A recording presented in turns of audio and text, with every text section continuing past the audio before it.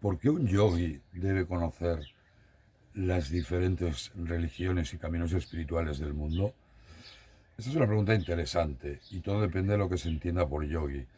Yo me voy a centrar sobre todo en el punto de vista del Vedanta y del Bhagavad Gita del hinduismo.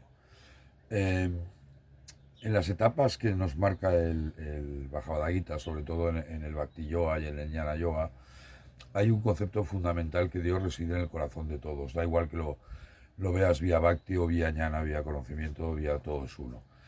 Eh, Al final, uno de los grandes aportes que hace el Vedanta es esa unidad, esa trascendencia de todas las religiones. Es decir, eh, tenemos que aceptar todos los caminos diferentes, todos los caminos espirituales, todas las religiones como válidos. Esa idea es difícil de entender y menos es difícil de aceptar si no tenemos unos fundamentos básicos de cada una de las religiones. Pensar que el gran aporte para mí que hace el Vedanta a la sociedad actual, a este mundo globalizado, es precisamente ese marco filosófico, esa incluso podríamos llamar meta religión que es capaz de abarcar todos los caminos espirituales del mundo. Ya lo encontrábamos en el Rig Veda cuando decía la verdad es solo una, los sabios lo llaman de diferentes maneras. En el Gita hay varios versos que nos confirman este concepto. Hay uno precioso que dice que Krishna, la encarnación de Vishnu, dice todo pende de mí como las gemas en un collar. Todo lo que veis, montañas, árboles, ríos, cristianismo, islam, hinduismo, todo depende del porque están colgados de esos hilos. Hay otro que dice cualquier forma, cualquier camino que el hombre siga, si es con fe y devoción, yo confirmo ese camino.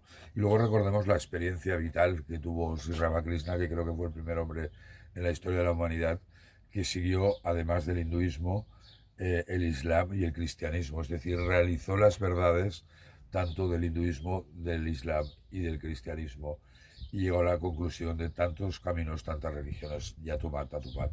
Es decir, si uno realmente quiere ser un yogi en el sentido que nos explica el Bhagavad Gita, que es el texto de referencia de la filosofía del yoga, uno debe aceptar esos diferentes caminos espirituales, que el suyo no es exclusivo y no es el mejor, sino que hay diferentes formas, hay diferentes caminos para llegar al mismo sitio. Si veis la montaña, preciosa montaña que tenemos ahí al fondo, yo podría subir a la cima directamente, sería un camino, podría ir dando vueltas por la montaña, que sería otro camino, o podría abrir mi propia ruta para llegar hasta arriba.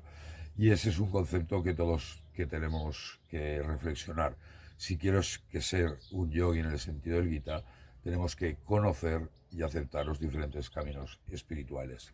Si uno es yogi pensando que el yoga se limita a las asanas, a las posturas físicas, evidentemente no necesita conocer ninguna religión, si lo conoce mejor. Incluso en el Karma Yoga yo me atrevería a afirmar o a decir que tampoco es necesario ese conocimiento de las religiones, pero en las etapas avanzadas del Bhakti o del Jnana sí que es necesario conocer, porque sin conocimiento no puede haber respeto hacia otras religiones o caminos espirituales. Muchísimas gracias, Om Namaste. Soy Pedro Lorey, traductor y experto del Gita. Si te gusta este vídeo, compártelo o suscríbete a mi canal. Gracias.